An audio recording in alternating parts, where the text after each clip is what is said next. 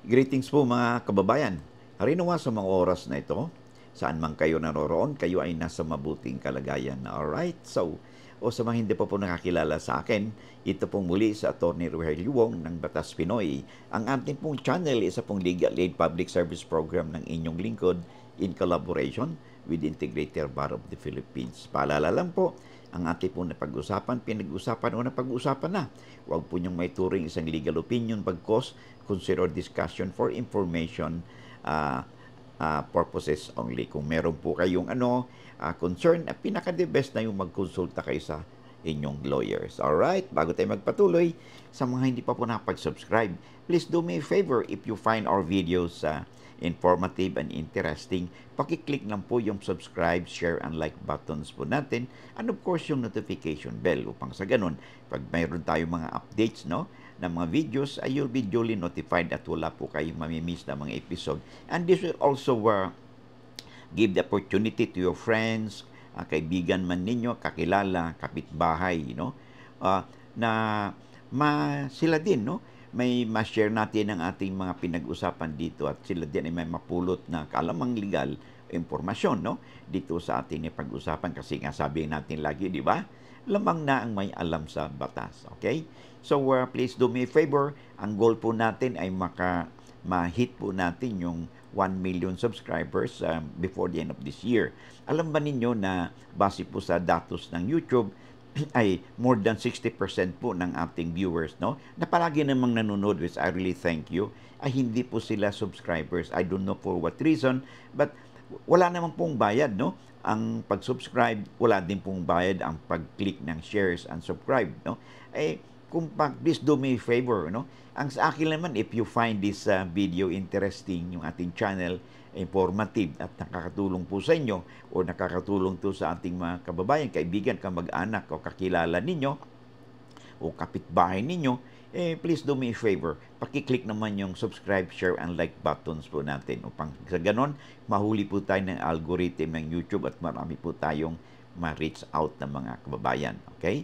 Lagi nating sinasabi kasi lamang na ang may alam sa batas. Kaya ang ating pong advokasya ay para po maipamahagi natin, maikalat po natin yung legal na informasyon tungkol sa batas. Because naniniwala po tayo, pag alam natin, alam ng ating kapitbahay, kababayan, kamag-anak o kaibigan, ang mga basic na mga batas na ating napag-usapan, ay most likely ay less tayong magkaroon ng hindi pagkaunawaan sa isa't isa kasi alam natin yung ating duties and obligations, no? Ang rights po natin. Kaya maiwasan sana, no, yung mga magkakapatid, magkakapitbahay o mag-asawa, no, or magkaibigan, no, lalo na sa larangan ng pagdating sa mana, pagdating sa ownership ng lupa, nagkaroon ng agawan ng kapitbahay, nagkaroon ng encroachment, nagkaroon ng illegal construction sa kanyang bahay, sa kanyang lupa, and then all this stuff. Tapos may problema sa employer, tinanggal sa trabaho,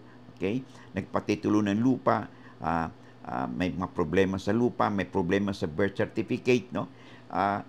All this, no? Ay napaka-importante na kahit paano meron tayong kaalaman tungkol sa batas. At I would like to take this opportunity, no, na i-promote po natin yung ating libro, lalo na yung legal handbook, no, A Daily Companion for All. Ito po yung mga extract po ng mga libro na ating sinulat. Ito po yung extract ng mga batas, no, extract ng mga batas na mga ating napag-usapan. Most likely, ayan yung talakay na sa mga usaping dito sa ating channel, no? At ito po ay isang very handy reference material. So, meron po kayong kopya nito sa inyong bahay at sa inyong workplaces. Of course, yung ganun din po yung handbook on the Bill of Rights, no? Na kung saan nandito po, no? Ito po yung ating sandata or ating shield, no? When the government or the state exercise its inherent power, sovereign powers, ano yun? Yung the inherent power of taxation, eminent domain, at saka yung police power. Normally po, pag exercise po ng Estado, yung sovereign power nila, ay ng ating Estado, ay malamang apektado po yung ating kalayaan, yung ating property, liberty, no? At saka yung ating privacy, yung search and seizure, no? Kaya napaka-importante na alam natin basically yung batas para hindi na maiwasan po natin magkaroon po ng issue dito sa usaping ito. Okay? Katulad niyang may kinalaman sa arrest. Kailan ka ba pwedeng maaresto ng walang warrant? Okay? Dapat ba talaga may warrant? Ano yung kailan ka ba pwedeng sitahin, i-search, no? O i-seize, no? Ang inyong property o halugugin ang inyong bahay, no? O inyong private properties, no? Sa inyong lupa, no? All this ito po ay kaakibat dito yung ating Bill of Rights na kung saan ito po ay nag-shield, no? Sa laban sa maling pag-execute ng batas o sobrang excessive use of power ng Estado. Kaya napahalaga na alam natin yung mga basic na batas tungkol sa usaping ito. And then we are also, nandiyan bundi po sa libro natin, yung karapatan natin, yung tinatawag natin when you are under custodial investigation o nahuli ka ng law enforcement agencies, nandyan din po ang inyong karapatan. Okay? So at least, mas mabuti kung bawat bahay natin at saka workplace, meron tayong kopya ng libro kasi kahit paano this will give us a reference, no? Ganito pala hanggang ganito lang pala pwedeng gawin ng ating law enforcement officers. Okay? So napalaking bagay po, no? And then meron din tayong the Code of Handbook on the Code of Professional Responsibility and Accountability or Professional Accountability o SIPRA kung tawagin. This is intended for lawyers po, no? Sa mga kumpanyeros, kumpanyeras, kung wala pa po kayong kopya nito, you can have this book dito sa Central Books, no? And meron silang branches dito sa Metro Manila, sa Makati, Quezon City, Manila, at saka sa Mandaluyong. And they have also branches in Cebu and in Davao. Okay? So, paki-screenshot po, no? If you're interested, para makapag-order po kayo, free delivery daw po ito nationwide. Okay? Maraming salamat. Okay? Let's go back to our discussion. Alright? So, ang ating pong tatalakayin sa episode nito ay sulat po sa atin ni Catherine Tadeo. Okay. Sabi niya, magandang gabi, tanong ko lang po sir, ano pong requirements para malaman po ng rights po namin kahit wala po kaming titulo. So, pero matagal na po kami, tenants po kami, pero nasa bangko na po ang titulo. May rights ba kami, sir? At may tanim po din po kami sa gilid ng bahay namin. Okay. So, alam mo, base dito sa sulat sa atin ni Catherine, no? Sila ay agricultural tenant doon sa lupa. And apparently, base sa sulat niya, ito ay sinanla sa bangko and then hindi nakabayad yung landlord, yung may-ari. Kaya ito ay na-foreclose. At ang bangko na ngayon, no? After the 1-year redemption period, no, ay hindi ito tinubos yung may-ari o yung kanilang successors or in interest. Kaya ang titulo ng lupa na isang agricultural land ay nasa pangalan na ngayon ng bangko. So, kasi nasa pangalan ng bangko ito, so ang concern nila, paano na ito? Ano bang karapatan nila bilang isang agricultural tenant? Pwede ba silang palisin doon? Ano bang rights nila sa ganitong situation? Okay? Ngayon, una, tandaan po natin na ang agricultural tenant po, protektado po kayo ng batas. Dahil ang agricultural tenant ay mayroong security of tenure na kung saan kahit na sino ang may-aring papalit sa lupa niyong sinasaka, ay karapatan pa rin ninyo na ipagpatuloy ang inyong pagsasaka. Okay? At kung sakali man kayo palisin, abay dapat it should be in accordance with the law and mayroon dapat ang pagdinig doon sa Department of Agrarian Reform. Okay? Ngayon, pagpalagay natin ang may-ari ito yung bangko na. Okay? Well, obligado pa rin yung bangko na igalang yung inyong karapatan bilang tenant. So therefore, hindi kayo basta-basta mapaalis dyan except for a just and lawful cause. Okay? So kung wala naman kayong ginawang paglabag sa inyong obligasyon bilang tenant, no? doon sa may-ari ng lupa, may mananatili kayo dyan. Okay? Ngayon, ang tanong kasi, paano yon? Sabi ito, ay may mga tanim daw sila doon sa malapit sa kanilang bahay. Okay? Paano na kung sila ipalisin? Okay? Well, kaya sabi nga natin, di ba, ang agricultural tenant ay meron po kayong karapatan dyan.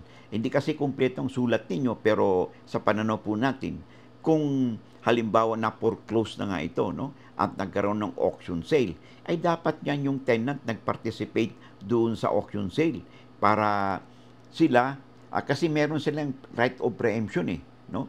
Ang ibig sabihin ng right of preemption, kung sakali mang ibenta ng may-ari yung lupang sinasaka, yung tenant ay may right of preemption na kung saan sa kanila muna dapat i-allok yung lupang sinasaka sa reasonabling presyo at terms and condition.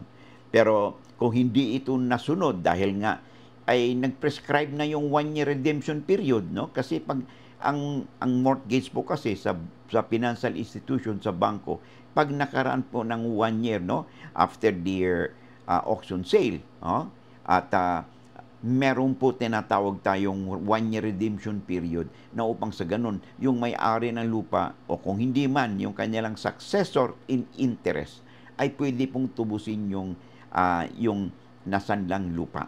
Okay? So in this case, mukhang hindi yata na-exercise ng may-ari ng lupa at saka yung kanilang successors in interest doon sa lupa upang sa ganun ay matubos nila. So in this particular case, maari naging final na ang nagiging sale ng lupa at ito ay maaring may certificate of finality na ng sale na in-execute ng Register of Deeds. Okay? So tandaan po natin na pag na-foreclose po yung property, ang naka-foreclose ay financial institution or mga bangko, meron po kayong 1 year, no, kung kayo yung may-ari, to redeem the property, reconfirm the issuance of the registration of the sale with the Register of Deeds. Okay? So 1 year po yan. Pag hindi po nyo na-exercise yan, after 1 year, magiging final na po ang sale at hindi na po nyo maaaring ma-exercise yung right of redemption. Okay? So in this particular case. So, pagpatuloy ninyo yung pagsasaka because meron nga kayong security of tenure. Kung sakali man, voluntary kayong aalis dun sa lupa. Voluntary. Okay? Ay dapat bayaran kayo ng tinatawag nating disturbance compensation na kung saan ang ibabayad sa inyo ay equivalent ng 5 taon na rental na binabayad ninyo sa may-ari ng lupa noon. Okay? At ito ay binabase sa the average gross harvest of the land for the last 3 preceding years, agricultural crop years. Okay? So, dapat bayaran kayo ng tinatawag nating disturbance compensation. At nabanggit nyo rin, may mga tanim kayo. Okay? So, maaring entitled din kayo, lalo na mabayaran ng 1/2, no, equivalent of 1/2 labor cost dun sa na-spend ninyo sa pagtatanim at pagkaroon ng improvement doon sa property ng may-ari. At ito ay na-maintain at nakapag-increase pa nga ito ng value, no, ng property because doon sa mga ginawa ninyong mga pagtatanim. Okay? So, ay kailangan meron din kayong compensation dito, no, yung useful improvements, no, na sabi nga natin, equivalent of 1/2 labor cost at the time na kayo ay nagtanim dito. But wala naman po tayong datos kung magkano ba yung labor cost noon at the time na kayo ay nandyan. So, ang may datos lang po dyan ay yung municipal agrarian officer ng inyong ng DAR, no, na nandyan sa inyong vicinity kung saan nakakasakop ng inyong na lupa na inyong sinasaka. So, ang gagawin po ninyo ay makapag-ugnayan kayo sa Department of Agrarian Reform upang sa ganon ay mabigyan po kayo ng kaakibat na legal assistance, no, at guidance kung ano po ang dapat ninyong gawin. At mas mabuti rin po makipag-ugnayan po kayo sa lawyer, no, upang sa ganon ay mabigyan po kayo ng kaakibat na karagdagang legal assistance. Okay? Hanggang dito na lamang at maraming salamat and I hope to see you again, no, in the next live streaming po natin. At yung kapapasok pa lang po, ay thank you po, and those who have stayed until the end of this video, thank you very much. At kung hindi pa kayo nakapag-subscribe, bagong pasok pa lang, please do me a favor, pakiclick po yung subscribe, share, and like buttons po natin upang sa ganun ay mapalawak pa natin ang ating advokasya na ma-share natin, no? Ang ating mga pinag-usapan dito, ang mga legal na impormasyon at kalaman sa ating mga kababayan. Okay? Maraming salamat, and I hope to see you again, no, in the next video po natin. And God bless.